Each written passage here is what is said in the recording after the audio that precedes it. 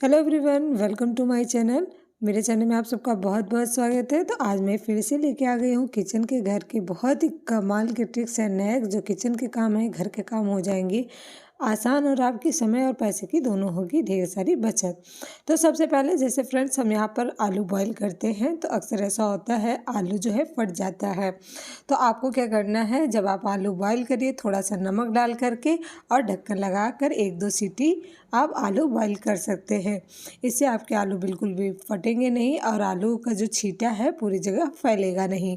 ये बहुत ही कमाल का ट्रिक्स है, ज़रूर ट्राई कर सकते हैं। नेक्स्ट आइडिया फ्रेंड, जैसे हम सफ़ेद कपड़े में अगर दाग लग जाता है तो उसे छुड़ाने में बहुत ही ज़्यादा प्रॉब्लम होती है। तो आपको क्या करना है, जहाँ दाग लगा हुआ है थोड़ा सा डिटर्जेंट पाउडर डालिए और फिर उसके बाद यहाँ पर बेकिंग सोडा डाल दीजिए। फिर उसके बाद आप इस तरह से रगड़ दीजिए तो आप देखेंगे सारे जो जितना भी दाग है वो क्लीन हो जाएगा। तो आप भी इस तरह से वाइट शर्ट में दाग अगर लगे हैं या फिर किसी भी कपड़े में दाग लग गए हैं, थोड़ा सा मीठा सोडा डालकर आप इसे रब कर सकते हैं। तो इस तरह से हल्के हाथों से रगड़ देंगे तो ये दाग छूट जाएंगे। सोडा में ऐसा एक रिएक्शन होता है जो सारा दाग क्लीन कर सकता है। तो ये देखिए आज जो दाग था क्लीन हो गया है। तो आप भी इस तरह से वाइट कपड़े का दाग साफ कर सकते हैं। नेक्स्ट आइडिया फ्रेंड, जिससे ताला को लेकर ताला अक्सर ख़राब हो जाता है या फिर चाबी गुम हो जाती है तो हम इसे वे समझ के फेंक देते हैं। आपको क्या करना है, यहाँ पर जैसे हम मच्छर के लिए इस तरह से स्टिक जलाते हैं, आप जला करके इसमें खोस दीजिए। इससे आपको एक बढ़िया से बैलेंस मिलेगा और आपकी स्टिक जो है यूज़ में आ जाएगी और ताला भी। और नेक्स्ट आइडिया फ्रेंड्स, कूड़े को लेकर के है। अक्सर ऐसा होता है कि हम कूड़ा जो है साफ़ करते हैं यानी कूड़ा उठाते हैं तो अक्सर ऐसा होता है कि कूड़ा गीला है या फिर डस्टबिन गीला है। तो आपको क्या करना है, कूड़ा उठाने से पहले कूड़ेदान में इस तरह से पॉलीथीन लगा देनी है। फिर उसके बाद आप कूड़ा बिना मेहनत के उठाएंगे, इसमें आपको हाथ लगाने की भी ज़रूरत नहीं, उठा लीजिए। फिर उसके बाद यहाँ पर आपको क्या करना है, पॉलीथीन इस तरह से निकाल देनी है तो सारा कूड़ा जो है पॉलीथीन में आ जाएगा, ये देखिए। और आपका हाथ भी नहीं लगेगा, कूड़ा भी नहीं गीला होगा और जो डस्टबिन गीला है वो भी सेफ रहेगा। इसे आप डस्टबिन में डाल दीजिए। तो चलिए मैं दिखाती हूँ अपना किचन और मिडिल क्लास फैमिली की किचन कैसी होती है। आप भी इस तरह से, अगर आपके पास स्पेस कम है किचन में या फिर आप इस तरह से ऑर्गेनाइज कर सकते हैं, अगर करते हैं तो कमेंट्स करके ज़रूर बताइएगा। मैं कोई भी चीज़ वेस्ट नहीं जाने देती हूँ। तो यहाँ पर सबसे पहले मेरे पास 2 बॉटल बड़े बड़े से ये केचप की बॉटल है, सॉस की बॉटल है।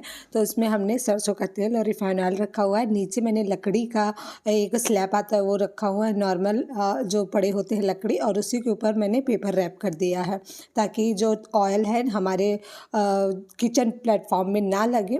यहाँ पर 2 डब्बा हमारे पास है, हमने कांच का लिया हुआ है। एक में नमक, एक में हमने मुरब्बा बना कर रखा है, एक बर्नी है। और ये छोटे छोटे सॉस के बॉटल है तो इसमें हमने काली मिर्च और खड़ी इलायची और ये सब चीज़ें रखे हुए हैं जो डेली चाहिए। और लौंग है, सौंफ है। तो इस तरह से हमने नीचे रखा हुआ है। ऊपर में भी ये देखिए हमने पीडियाश्योर के डब्बे में सामान रखे हुए हैं और इस टॉफ़ी के डब्बे में हमने कोई एक्स्ट्रा डब्बा नहीं ख़रीदा है। तो हम ऐसे ही अपना कि जो किचन होता है ऐसे ही रखते हैं। और इस तरह से देखिए हमने ऑर्गेनाइज़ किया हुआ है। और यहाँ पर देखिए हमने आइसक्रीम का डिब्बा भी नहीं छोड़ा है। तो यहाँ पर आइसक्रीम के बहुत सारे डिब्बे थे तो और तो मैं फेंक दी हूँ और कुछ में सामान मैं रख ली हूँ। और यहाँ पर देखिए मैं किचन में एक दियाली में थोड़ा सा एक फ़िनाइल की गोली रख देती हूँ ताकि इसमें स्मेल ना रहे किचन में हमारे, और यहाँ पर हमारी किचन फ्रेश रहे। तो ऊपर में जो है खड़े मसाले हमने रखा हुआ है और जो बहुत रेयर यूज़ करते हैं जैसे दाल वगैरह है ये सब है। और नीचे में सारे मसाले हैं और चाय वाय है इस तरह से। चलिए दिखाती हूँ मैं अपना वीडियो कैसे शूट करती हूँ, कहाँ पे शूट करती हूँ, मतलब लाइट की कैसे व्यवस्था किया है। तो मैंने लाइट की ऐसे व्यवस्था की, ये लाइट हमारे पास थी, ये ट्राइपॉड है और यहाँ पर ये लाइट हमने सेट किया हुआ है, 2 डिब्बे रखा हुआ है। और ये मेरे बेटे का जो डब्बा है उसका स्केटिंग का है, उसको रख करके इस तरह से मैंने एडजस्ट किया हुआ है और यहीं पे हम वीडियो शूट करते हैं। और फिर उसके बाद यहाँ पर देखिए गैस चूल्हा है, गैस चूल्हा के पास भी बहुत बड़ा सा विंडो है। यहाँ पर कोई भी, मतलब मैंने बताया जैसे मॉडलाइज किचन नहीं है तो किचन के जो नीचे, मतलब गैस के नीचे हमने दोनों बर्नल के नीचे प्लेट रख दिया ताकि दूध वगैरह जो गिरे प्लेट में ही जाए, हमारा किचन प्लेटफॉर्म गंदा ना हो। तो आप भी ये कर सकते हैं। गैस चूल्हा के बगल में हमने खाना रखा हुआ है, इस तरह से दूध बॉईल करके रखा हुआ है। इसी के बाद यहाँ पर स्विच बोर्ड है, तो हमने अपना मशीन इस तरह से लगाया हुआ है, ग्राइंडर मशीन। इसके बाद हमने प्लास्टिक का इस तरह से स्टैंड खरीद लिया है, तो ये मेरे पास है, तो मैंने किसी और पर्पज़ से ख़रीदा था। तो यहाँ पर हमने ऊपर में कांच के बर्तन रखे हुए हैं और ये ग्लास के जो ढकने के लिए ऊपर है पानी के लिए, वो हमने रखा हुआ है। 2 है मेरे पास, जैसे पानी का गिलास वगैरह हो। और बीच में हमने बच्चे का टिफ़िन रखा है, नीचे में हमने एक्स्ट्रा जो ढक्कन वगैरह है वो रखा हुआ है।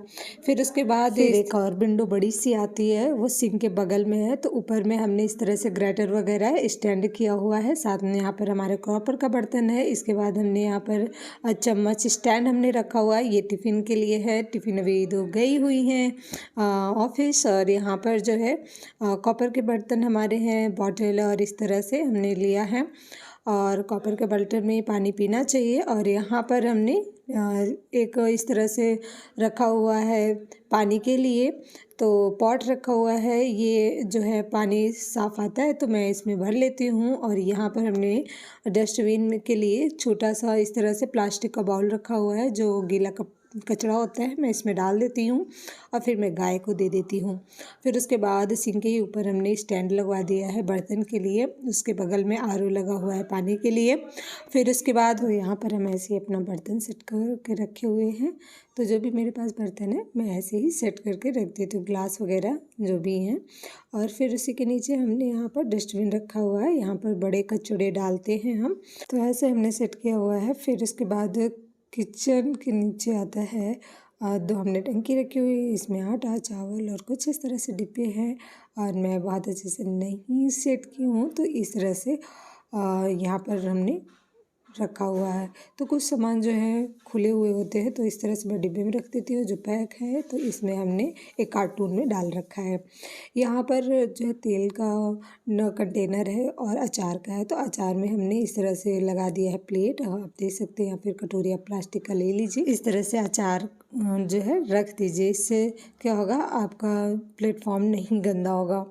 और यहाँ पर जो है हमने 5 लीटर का ऑयल रखा हुआ है, तो इसमें भी हमने पन्नी लगा कर रखा हुआ है। जब हम ऑयल निकालते हैं तो अक्सर ऐसा होता है ना, ऑयल बाहर गिर जाता है तो वो पूरा किचन गंदा हो जाता है। तो इससे आप पन्नी लगा कर रखेंगे तो जितना भी ऑयल रहेगा पन्नी के अंदर रहेगा। तो मैं ऐसे ही ऑर्गेनाइज़ की हूँ। यहाँ पर 2 टोकरी हमने रखा है स्टैंड, एक में हमने इस तरह से छोटे मोटे सामान रखे हुए हैं छोटे छोटे। और यहाँ पर जैसे टॉवल वगैरह है, कुछ ऐसे सामान रखे हुए। एक में हमने वेजिटेबल रखा हुआ है, आलू प्याज इस तरह से हम ऑर्गेनाइज़ किए हैं। और फिर उसके बाद यहाँ पर सिलेंडर के बगल में जो है स्पेस बचा हुआ है, तो हमने यहाँ पर कढ़ाई बड़े बड़े हैं जो बर्तन हम नहीं यूज़ करते हैं, बहुत कम रेयर यूज़ करते हैं, तो यहाँ पर हमने लगा कर रखा हुआ है। ये कॉर्नर साइड पड़ता है तो इसको मैं यहीं पे लगा के रखी हूँ। और आप इस तरह से जैसे आप पानी पहले निकाल लीजिएगा फिर रखिएगा, नहीं तो पूरा किचन में ना पानी पानी सा उसका दाग लग जाएगा।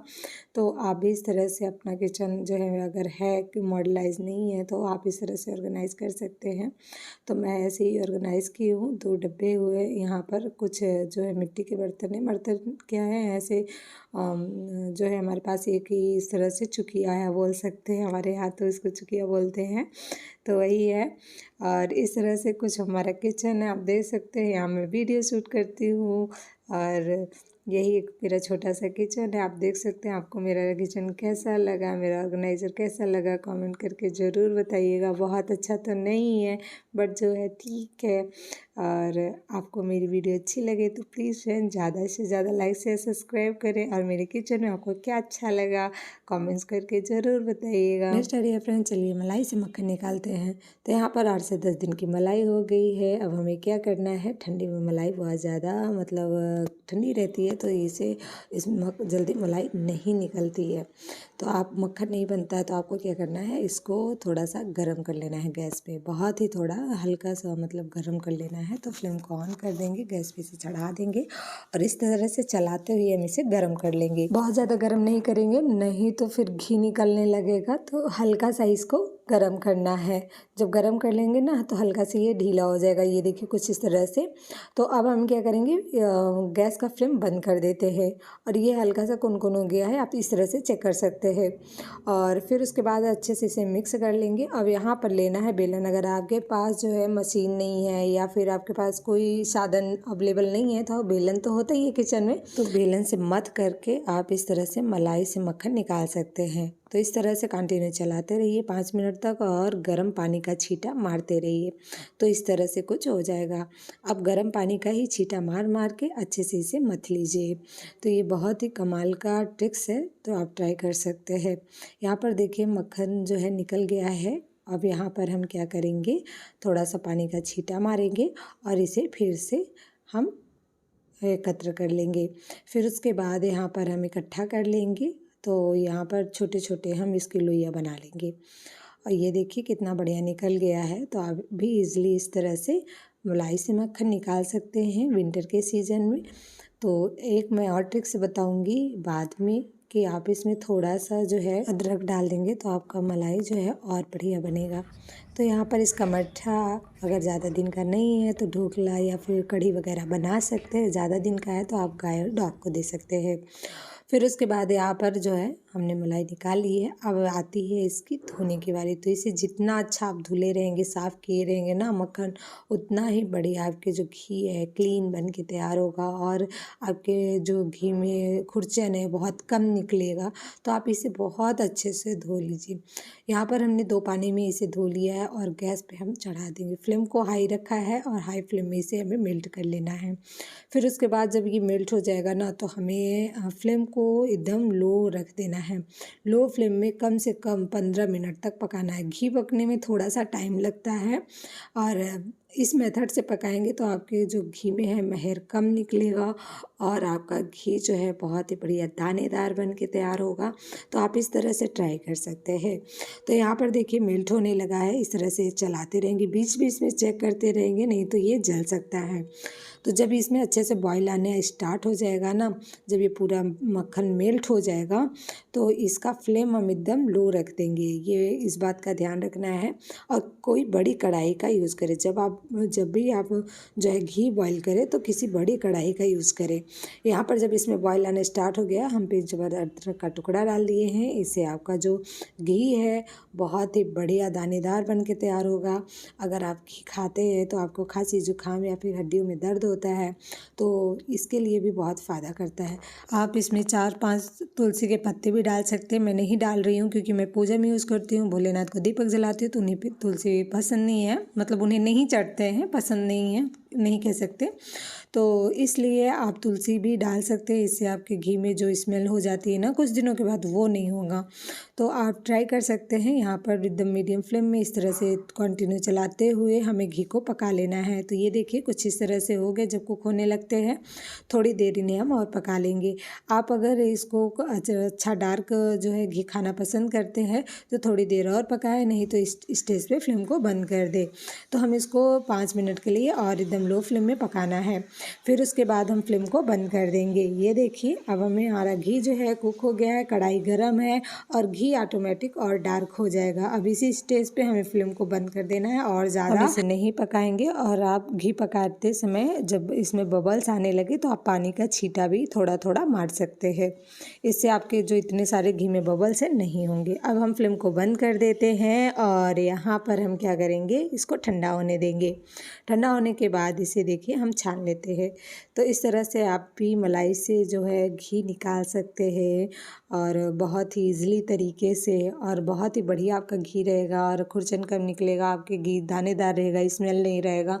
तो घी हमारी सेहत के लिए बहुत अच्छा होता है। हमें डेली 2 चम्मच घी खाना चाहिए। तो ऐसे देखिए हमने 1 केजी घी निकाल लिया है 8 से 10 दिन की मलाई से। इससे ज़्यादा जो है मलाई नहीं है। था। और फिर यहाँ पर इसे हम रख देंगे। और यहाँ पर जो है खुरचन बचा हुआ है तो इसमें भी ढेर सारा भी घी है, तो ये नीचे का है, इसे हमने नहीं छाना हुआ है। तो आपको क्या करना है, इस तरह से पूरा समेट लेना है और इस तरह से पूरा निकाल लेना है खुरचन को।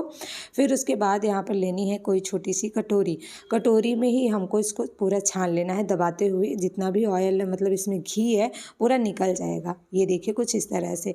ये घी का आप यूज़ पूरी या पराठा बनाने में कर सकते हैं। जैसे आप पराठा बनाते हैं तो वो घी ले सकते हैं, क्योंकि इसमें थोड़ा सा नीचे का है खुरचन है, तो इस तरह से आप घी का यूज़ कर सकते हैं नीचे का। तो आप देख सकते हैं कितना कम खुरचन निकला है। तो आप भी इस मेथड से घी निकालेंगे तो बहुत ही कम खुरचन निकलेगा और घी बहुत अच्छा रहेगा। तो आप इस तरह से ट्राई कर सकते हैं। फिर नेक्स्ट आइडिया चलिए देख लेते हैं फ्रेंड्स। यहाँ पर गोभी को लेकर के है। फ्रेश गोभी आती है तो इसमें कीड़म बहुत ज़्यादा होते हैं। तो अक्सर ऐसा होता है जब इसमें कीड़म होते हैं तो गोभी हमारी जो हम काट लेते पता भी नहीं चलता। तो आपको क्या करना है, यहाँ पर लेनी है 2-3 माचिस की तीली, इस तरह से रब कर देना है पेपर में या फिर नैपकिन पेपर ले लीजिए, इस तरह से गोभी में लगा देना है।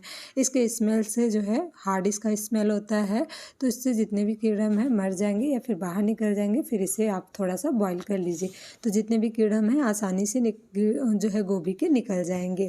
तो ये भी ट्रिक बहुत ही कमाल का है। नेक्स्ट आइडिया फ्रेंड्स, जैसे ग्राइंडर जार को लेकर के अगर आपका मिक्सर जार गंदा हो गया है तो आप बिना किसी मेहनत के इसे जो है साफ़ कर सकते हैं। यहाँ पर लेना है कोलगेट मंजन, थोड़ा सा डाल देना है बेकिंग सोडा। फिर उसके बाद अच्छे से इसे आप ले लीजिए कोई भी ब्रश, छोटा ब्रश लीजिएगा और इस तरह से रगड़ते हुए अच्छे से इन्हें क्लीन कर लें। गंदे से गंदे मिक्सर हैं आप जो है साफ़ हो जाएंगे। तो आप इस तरह से अपना घर के मिक्सर साफ़ कर सकते हैं। मिक्सर को साफ़ करना बहुत ज़रूरी होता है, क्योंकि अगर हम इसे साफ़ नहीं करेंगे तो ये ख़राब हो जाता है, ख़राब होने का चांस रहता है। तो आप इस तरह से बढ़िया इसे साफ़ करके रख सकते हैं। तो ऐसे हम सबसे पहले इसको अच्छे से रगड़ लेंगे, चारों तरफ से साफ़ कर लेंगे। अब जितने भी गंदा है मिक्सर, दाग धब्बा है, तो आप इस तरह से क्लीन कर सकते हैं। इसे हम हफ्ते में 2 बार क्लीन करते हैं, क्योंकि हम ग्राइंडर डेली यूज़ करते हैं जूस के लिए, बहुत चीज़ों की चटनी के लिए। तो कभी ऐसा होता है ना, जूस गिर जाता है, चटनी गिर जाती है, तो इस तरह से आप बहुत ईज़िली तरीके से साफ़ कर सकते हैं। मंजन जो है मंजन में ऐसी जो चीज़ें मिली होती हैं जो फटाफट क्लीन कर देती हैं, और सोडा बहुत ही जल्दी मैल को काटता है। इसे ब्रश से रगड़ने के बाद आप इसे किसी हल्का से गीले कपड़े से पोंछ लीजिए इस तरह से। तो आप देखेंगे जो है बहुत ही आसान तरीके से आप अपने मिक्सर को साफ़ कर सकते हैं। तो इस तरह से हाथ थोड़ा सा कपड़ा लपेटते हुए नीचे भी अंदर भी पोंछ लेना है, इसका सारा कचरा निकाल लेना है। तो ये देखिए बहुत ही बढ़िया ये क्लीन हो गया है, आप देख सकते हैं। तो ऐसे हमने क्लीन कर लिया है। तो अब यहाँ पर क्या करना है, इसका जो केबल होता है बिखरा बिखरा सा रहता है, तो आप इस तरह से फोल्ड कर लीजिए। फोल्ड करने के बाद देखिए हमारा केबल जो है कट गया है, और कटने का भी चांस रहता है, ख़राब हो जाता है जल्दी। तो आप इस तरह से फोल्ड करके और क्लचर लगा दीजिए। इससे आपका जो ग्राइंडर जार का केबल है सेफ़ रहेगा, ख़राब नहीं होगा और फैला फैला भी नहीं दिखेगा। अगर आप ज़्यादा यूज़ नहीं करते हैं तो इस तरह से टूटा हुआ कफ इसके ऊपर रख दीजिए, धूल मिट्टी बिल्कुल नहीं मतलब पड़ेगी, तो आपका ग्राइंडर बिल्कुल भी ख़राब नहीं होगा। नेक्स्ट आइडिया फ्रेंड्स, जैसे चीनी, यहाँ पर चीनी का डिब्बा हो या फिर शहद का, गुड़ का डिब्बा होता है, तो अक्सर आपने देखा है कि चींटियाँ आ जाती हैं। तो जैसे चीनी ख़राब हो जाता है और गुड़ ख़राब हो जाता है तो फेंकना पड़ता है, या फिर इसे चींटियाँ निकालने में बहुत प्रॉब्लम होती है। तो आपको क्या करना है, यहाँ पर लेना है कॉटन कपड़ा, थोड़ा सा डालना है विनेगर, और जो जिस डब्बे में आप कंटेनर में रखते हैं उसमें ऊपर से इस तरह से लगा देना है। इसकी स्मेल बहुत ज़्यादा हार्ड होती है, तो इससे चींटियाँ बिल्कुल भी आपके जो किचन में हैं यहाँ पर चीनी, गुड़ या फिर शहद में बिल्कुल भी नहीं लगेंगे। नेक्स्ट आइडिया फ्रेंड्स, जैसे बच्चों को फीवर है या फिर बच्चे आपको दूध नहीं पीना, बच्चों को चोट लग गई है या फिर दर्द है हड्डियों में, तो आप इस तरह से उन्हें दूध बना कर दे सकते हैं। तो जैसे हमने यहाँ पर 2 गिलास दूध लिया है, दूध अपने अकॉर्डिंग रख सकते हैं। दूध को अच्छे से बॉयल कर लीजिए। 4 से 5 यहाँ पर खजूर डाल दीजिए। खजूर इस तरह से यहाँ पर इसके सीड्स निकाल दीजिए। अगर आपके बच्चे नहीं भी खाना पसंद करते हैं ना, और खजूर फ्लेवर नहीं पसंद करते, वो भी पसंद करेंगे। 4 से 5 हमने यहाँ पर डाल दिया है, और फिर उसके बाद डाल देना है हाफ जो है हाफ चम्मच हल्दी डाल देंगे। हल्दी से जितने भी जैसे हड्डी में दर्द है या फिर चोट लग गई है या फिर फीवर है हल्का, आप इस तरह से, या फिर खांसी जुकाम है, आप दे सकते हैं। तो इसे बढ़िया से मिक्स कर लेंगे। इस तरह से हम दूध बना करके आप बच्चों को दीजिए। बच्चों के कमर में हड्डियों में दर्द है या फिर जोड़ों में दर्द है, चोट लग गई है या फिर खून की कमी है उन्हें, तो आप इस तरह से दीजिए। या फिर घर में कोई मेंबर्स है उन्हें कमज़ोरी है, खून में कमी है, तो आप डेली शाम के समय इस तरह से दूध बनाकर दे सकते हैं। और नेक्स्ट आइडिया फ्रेंड्स, चलिए देख लेते हैं। फ्रेंड्स, आपको मेरी वीडियो कैसी लगी कमेंट्स करके ज़रूर बताइएगा। चलिए बनाते हैं हरे मटर की खस्ता पूरी। हरे मटर चावल की ये खस्ता कचौरी बनाकर आप एक बार खा लिया ना तो हमेशा ऐसे बनाना पसंद करेंगे। बिल्कुल नए तरीके से हमने बनाकर तैयार किया है। इसे बनाने के लिए हमने ग्राइंडर जार में हरा मटर डाल देना है। फिर उसके बाद 4 से 5 लहसुन की कलियां ऐड कर देना। नहीं खाते आप इसके भी कर सकते हैं। और पिंच भर अदरक काट करके डाल देना है। एक प्याज डाल देंगे काट करके, इस तरह से मीडियम साइज़ का प्याज है, बड़े टुकड़ों में काट करके डाल देना है। तीखा अनुसार आप हरी मिर्च डाल सकते हैं और इसे हम पीस लेंगे। तो हल्का सा दरदरा ही पीसेंगे, फाइन बिल्कुल भी नहीं पीसेंगे। तो यहाँ पर हमने इसका पेस्ट बनाकर तैयार कर लिया है। अब इसे रख देते हैं साइड में। चलिए फटाफट गैस की तरफ चलते हैं। गैस में हमने कढ़ाई चढ़ा दिया है। यहाँ पर ऐड करेंगे 2 टेबल मस्टर्ड ऑयल, जो भी खाना आप पसंद करते हैं ले सकते हैं। हाफ टेबल स्पून डाल देंगे जीरा, सफ़ेद तेल, और यहाँ पर हम कुछ भी नहीं डालेंगे। फिर उसके बाद थोड़ा सा हींग डाल देंगे। हींग का फ्लेवर बहुत अच्छा लगता है, ज़रूर डालिएगा। फिर उसके बाद यहाँ पर हमें क्या करना है, जो हमने पेस्ट तैयार किया था वो डाल देना है। फ्लेम को यहाँ पर मीडियम रखेंगे। मीडियम फ्लेम में सारा पेस्ट डाल करके अच्छे से इन्हें हम भून लेंगे। कुछ सेकंड के लिए भूनेंगे ताकि अच्छे से इसका कच्चापन निकल जाए। इसमें प्याज लहसुन हमने डाला है, उसकी स्मेल भी दूर हो जाए और अच्छे से ये कुक हो जाए। इसी के बाद यहाँ पर बेसिक से मसाले डालेंगे। जैसे हमने डाल दिए 1 चम्मच हमने यहाँ पर ऐड किया धनिया पाउडर और हाफ चम्मच डाल दिया सब्जी मसाला और स्वाद अनुसार नमक डाल दिया, और कुछ भी नहीं डालेंगे। और अच्छे से मिक्स कर लेंगे। इसे हमें बहुत अच्छे से भूनना है। तो इस तरह से चलाते रहेंगे और अच्छे से भूनते रहेंगे। अब यहाँ पर डाल लेना है हमें पानी। तो पानी हमने लिया है हाफ कप, तो यहाँ पर हमने हाफ कप पानी डाल देना है। थोड़ा थोड़ा पानी डालकर अच्छे से हम इसके मिक्स करना है। ज़्यादा एक साथ में पानी नहीं डालेंगे। तो इस तरह से हम मिक्स करेंगे। तो यहाँ पर पानी हमको कम लग रहा है तो थोड़ा सा पानी हम और डाल देंगे। तो जब इसमें बॉयल आना स्टार्ट हो जाएगा तब हम इसमें ऐड करेंगे चावल का आटा। तो यहाँ पर देखिए हमने थोड़ा सा पानी और डाल दिया है और इसको बॉयल आने तक हम थोड़ा सा पका लेंगे। फ्लेम को यहाँ पर मीडियम ही रखेंगे और हाई नहीं करेंगे, और इस तरह से इसमें हम बॉयल आने देंगे। जब इसमें बॉयल आना स्टार्ट हो जाएगा तो यहाँ पर हम ऐड करेंगे चावल का आटा 1 कटोरी। चावल का आटा नहीं है तो आप इसकी जगह सूजी भी ले सकते हैं या फिर चावल को पीस करके भी ले सकते हैं। इससे जो हमारा पूरी है बहुत ही ज़्यादा क्रिस्पी बनेगी। तो यहाँ पर क्या करना है, इसे डालने के बाद अच्छे से मिक्स कर लेना। फ्लेम को यहाँ पर लो करेंगे और इसे डो फॉर्म में कर लेना है। तो इस तरह से बढ़िया से मिक्स कर लेना है। आप यहाँ पर नींबू का रस थोड़ा सा डाल दीजिए, इससे आपका जो पूरी है और ज़्यादा चटपटी बन के तैयार होगी। और या फिर चाट मसाला डाल सकते हैं। तो यहाँ पर देखिए हमने इस तरह से इसे डो फॉर्म में कर लेना है। तो 5 मिनट तक इसे हम कुक कर लेंगे। फिर उसके बाद जब ये अच्छे से सिमट जाएगा यानी कि डो फॉर्म में हो जाएगा तो इसे हम फ्लेम को इसका बंद कर देंगे। तो ये देखिए कुछ इस तरह से। अब इस स्टेज पे फ्लेम को बंद कर देंगे। इसे एक बर्तन में निकाल कर ठंडा कर लेंगे। ठंडा जब हो जाएगा ना तो यहाँ पर हम बाइंडिंग के लिए ऐड करेंगे गेहूं का आटा। तो हमने 4 से 5 चम्मच ले लिया है गेहूं का आटा। इससे जो है नाश्ता आपका ये बेलने में भी आसानी रहेगी और प्लस ये फूल करके तैयार होंगी बहुत अच्छे से। तो आप गेहूं का आटा ज़रूर ऐड करें। आप गेहूं के आटा की जगह बेसन या फिर आप ले सकते हैं मैदा, अगर आप खाना पसंद करते हैं। यहाँ पर हम इसे डो फॉर्म में कर लिए हैं। थोड़ा सा धनिया पत्ती डाल दिए हैं, आप पहले भी डाल सकते हैं। फिर उसके बाद छोटी सी लोई कट कर लेनी है और इसे सूखे आटे का डस्टिंग करके इस तरह से एकदम हल्के हाथों से बेल लेना है। तो यहाँ पर इस तरह से हम बेल करके रेडी कर लिए हैं। यहाँ पर कटोरी शेप में इस तरह से कट कर लेना है। आप ग्लास का भी यूज़ कर सकते हैं, ढक्कन का भी यूज़ कर सकते हैं। तो ये देखिए हमने पतली पतली पूड़ियाँ बनाकर तैयार कर लिया है। तो इस तरह से हमने सारा बना लिया है। तो अब चलिए इन्हें फटाफट फ्राई करते हैं। फ्राई करने के लिए हमने गैस में कढ़ाई चढ़ा दिया है, फ्लेम को हाई रखा है। हाई फ्लेम में अच्छे से फ्राई करेंगे। जब ये मतलब फूल जाएंगी पूड़ी ना तो फ्लेम को मीडियम कर देंगे ताकि ये क्रिस्पी रहें ज़्यादा देर तक। तो जब ये पूड़ियाँ फूलेंगी तो इस तरह से इन्हें फ्लेम को मीडियम कर देना है और फिर अच्छे से मीडियम फ्लेम में क्रिस्पी होने तक इस तरह से फ्राई कर लेंगे। तो ये लीजिए बहुत ही टेस्टी और चटपटी पूरी बन के तैयार हो गई है। आप एज ए टिक्की से खाइए, बहुत बहुत अच्छा लगता है। कहीं सफ़र में जा रहे हैं ले जा सकते हैं। कोई यकीन नहीं करेगा कि हरे मटर और चावल के आटे से आपने ये बनाकर तैयार किया है। खाने में बहुत ही ज़्यादा चटपटा टेस्टी लगता है, तो आप ट्राई कर सकते हैं। मैं तोड़ के दिखा रही हूँ, ये देखिए ऊपर से क्रिस्पी अंदर से सॉफ्ट, बहुत ही टेस्टी। तो मेरी वीडियो, मेरी मेहनत अच्छी लगे तो please friend like share subscribe करें, ट्राई ज़रूर करें।